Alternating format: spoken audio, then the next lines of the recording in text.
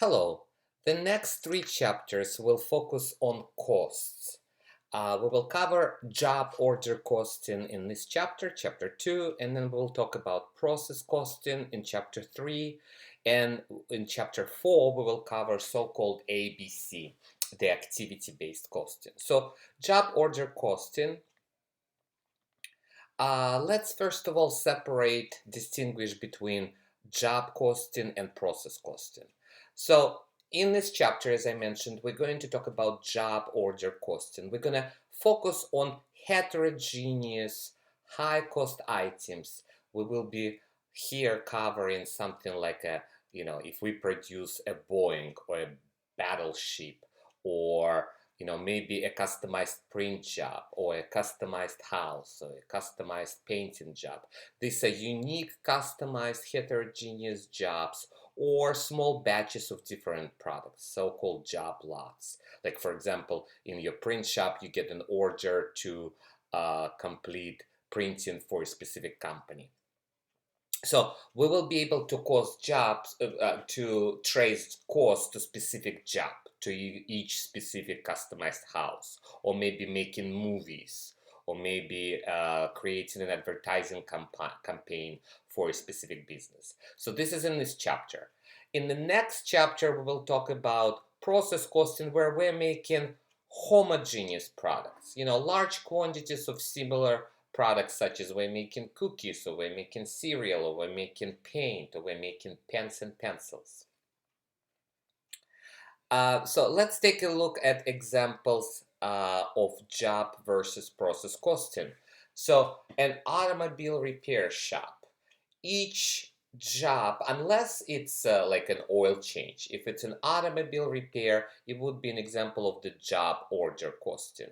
A chemical manufacturer makes a lot of homogeneous products, so that would be an example of the process costing. A custom furniture builder, job costing. A movie production studio, job costing. A paint manufacturer, process costing. So this is a flow of production activities in the job order costing system. We have our manufacturing, or so-called product costs, that we classified and defined in chapter 1. We have materials, overhead, labor, and then materials flow to our inventories. We have 3 inventory accounts. So we have raw materials inventory account right here, WIP inventory, work in process inventory, and then finished goods inventory. And we will issue direct materials into work in process. We will issue direct labor into work in process, and we will allocate overhead into work in process. So as we start producing cars, we start using direct materials, direct labor, and then we're going to start applying overhead. We also will have a separate account for factory overhead, and we will accumulate their actual costs, actual overhead costs. So we will issue indirect materials to this account. We will issue various other overheads, such as depreciation and property taxes and utilities, and we will also accumulate indirect labor here. And we can trace cost to every specific car produced. So we will have job cost sheets, and we will have specific numbers for each job. Once we complete the job, once we complete the car, we will move them to the finished goods inventory. And once we sell it, those completed and sold cars will go into the cost of goods sold, which will be reported on the income statement. So here are manufacturing accounts that we will be using: raw materials inventory, which includes both direct and indirect materials; WIP in process inventory, work in process inventory. And then once we finish them, we will move them to finished goods inventory. We will have as I mentioned, factory overhead, which is a cost pool. It will consist of 3 components: indirect materials, indirect labor, and other. And it's, guys, a cost pool. And also we will use cost of goods sold account, which is the temporary account. Factory overhead will be a temporary account too. The first 3 are permanent accounts. They are on the balance sheet. their inventory accounts.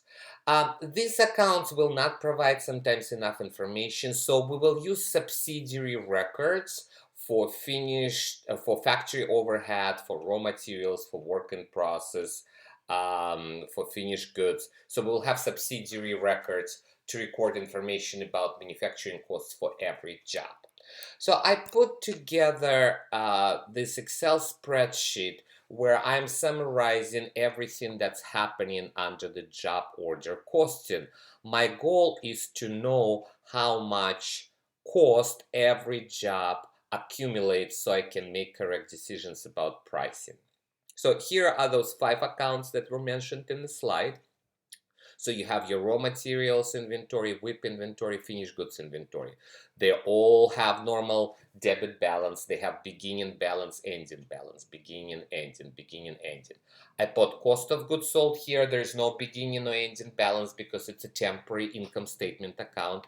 And here is our factory overhead, which supports various jobs, and it's a cost pool. So for raw materials inventory, we will have with you here an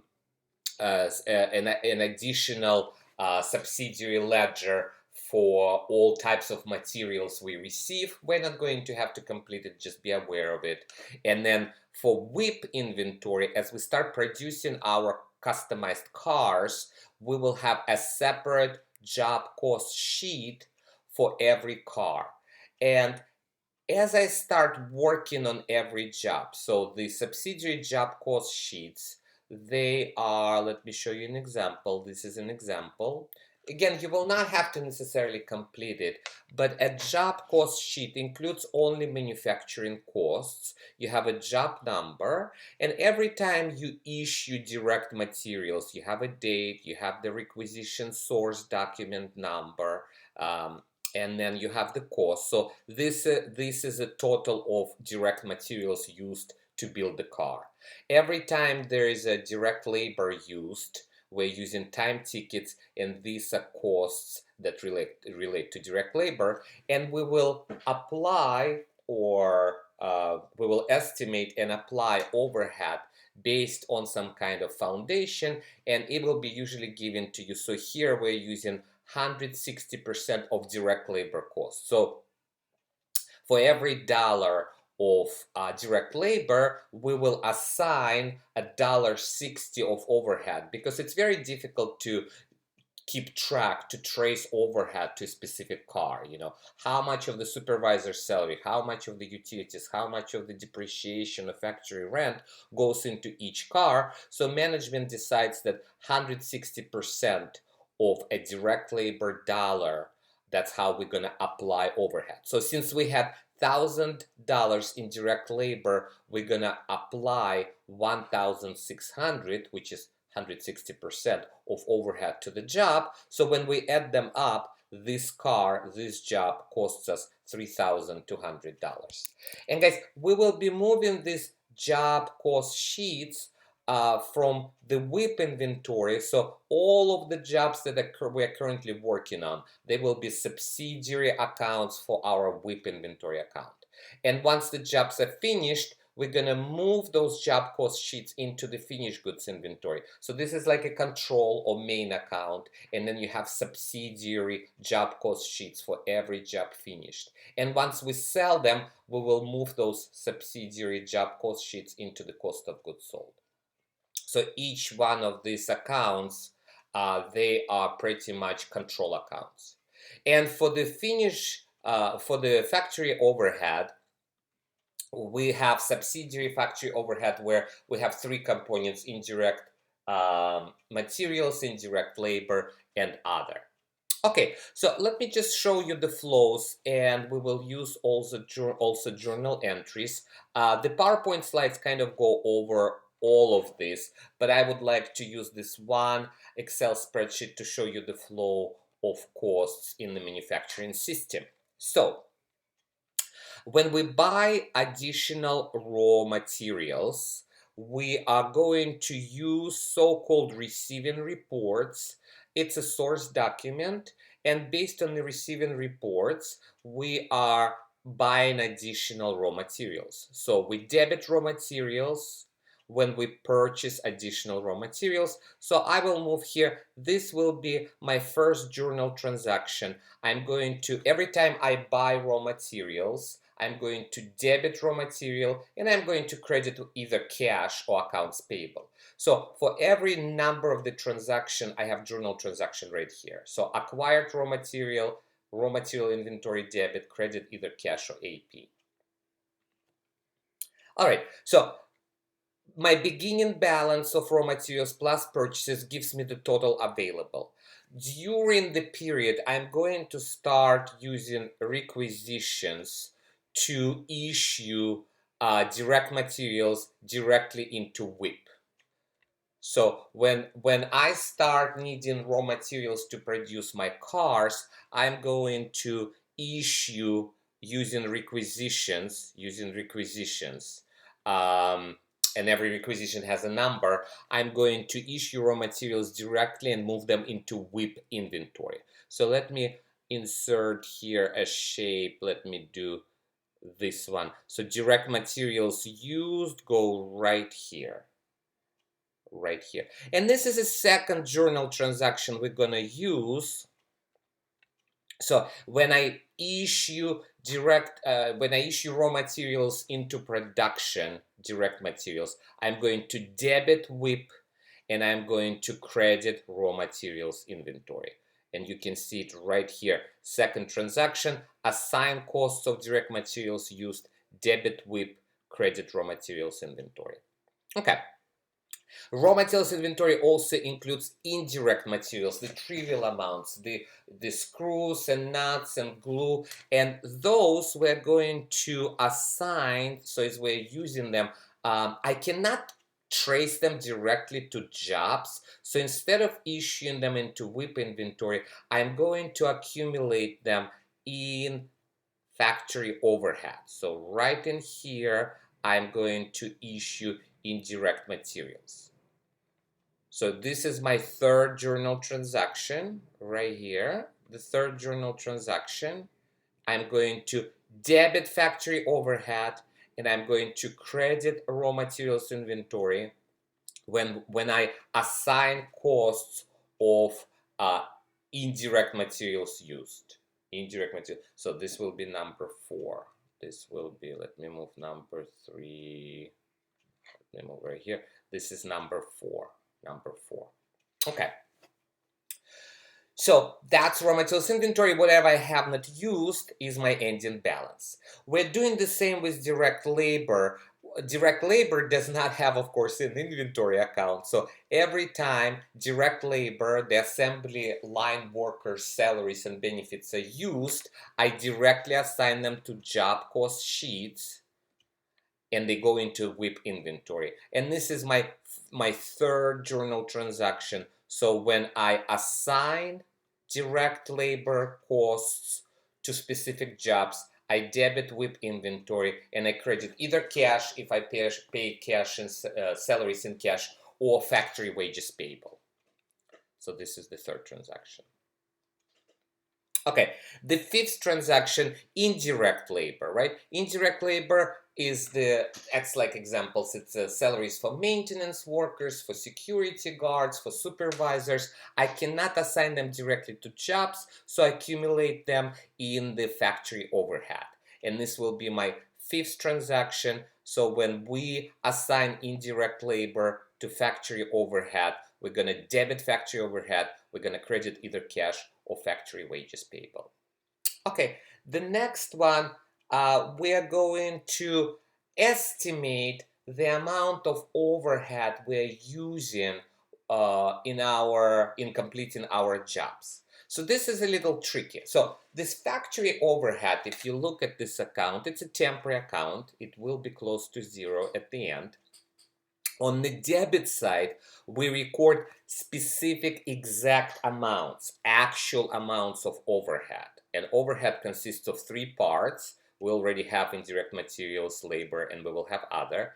But management needs information about cost before the end of the quarter, before the end of the year, before the end of the period. So I cannot wait. Like, for example, I don't know what my property taxes on factory are going to be until, you know, the end of the year or the end of the quarter. So we need to estimate this factory overhead. This factory overhead is not the actual amount, but rather an estimated or applied factory overhead.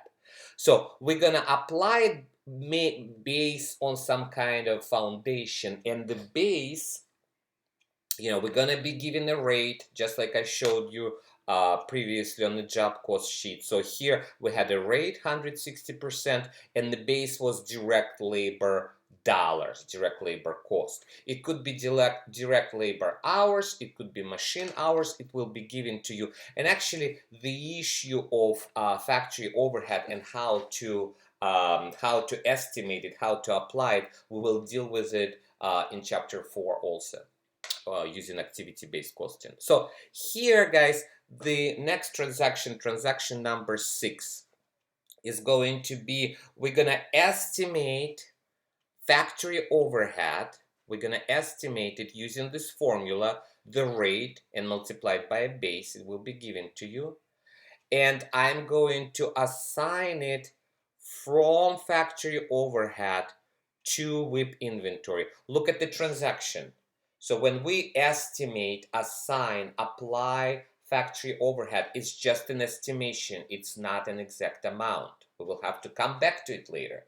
So we're gonna debit with you. We're gonna debit with you we're gonna debit with you WIP inventory, and we're gonna credit factory overhead. So this is transaction number 6 right here. Apply estimated overhead to WIP inventory, debit WIP, credit factory overhead. So if you look at the factory overhead, the debit side shows to us the actual amounts that we will not know until the end of the period fully, completely. The credit side shows us what we applied, what we estimated. Hope it makes sense. Okay.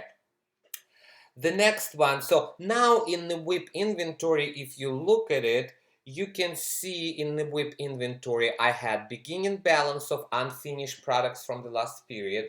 We moved here direct materials, assigned direct labor, assigned factory overhead. So this is now my total manufacturing costs. And whatever I complete, we called it in chapter 1 cost of goods manufactured, and I'm going to move the cost of completed jobs and their corresponding job cost sheets, I'm going to move them to finished goods inventory. So we're going to move them right here. So what's left at the end of the period is unfinished, incompleted goods, incompleted cars. They're going to stay in the WIP inventory and be reported on the balance sheet.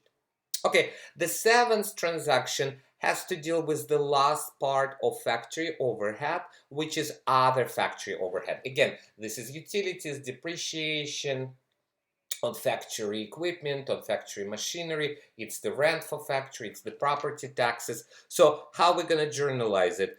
As they incur, as they take place, we're going to debit factory overhead, and we're going to credit cash or other accounts. So for depreciation, for example, we're going to credit accumulated depreciation and debit factory overhead.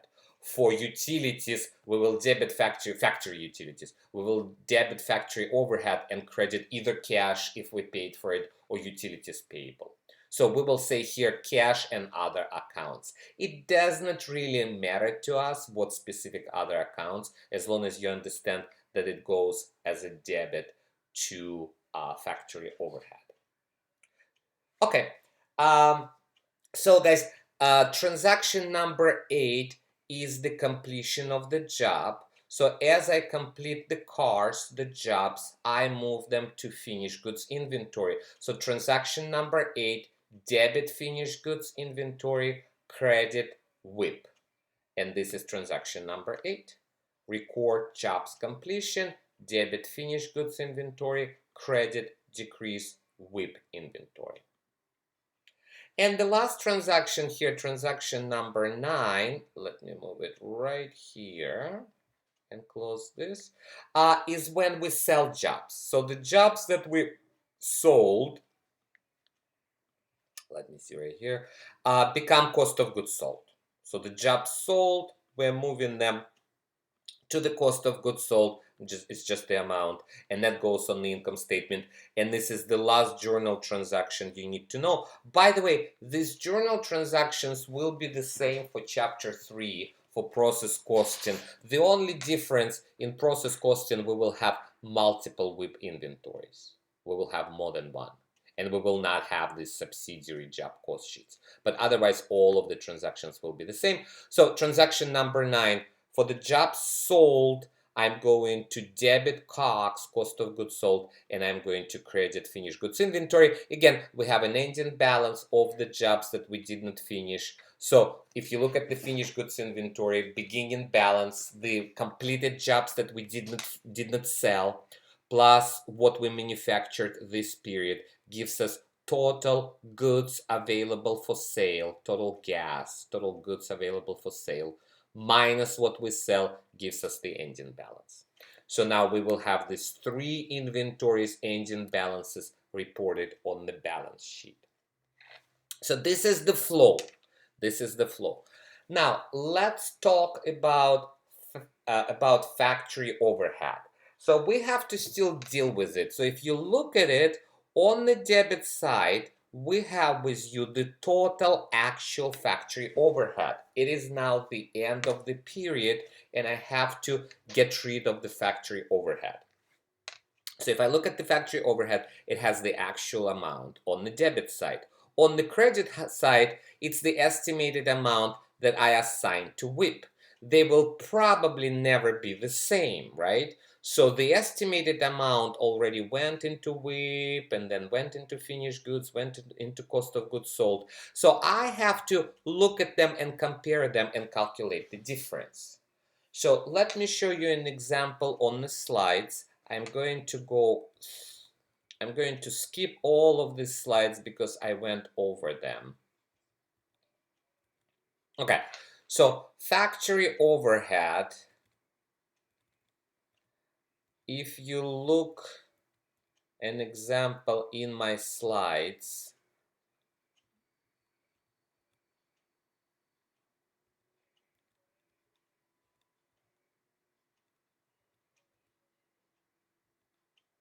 so for factory overhead, we the actual overhead here consists of 3 parts: transactions 4, 5, and 7, just like we did in our Excel spreadsheet. So indirect materials 550.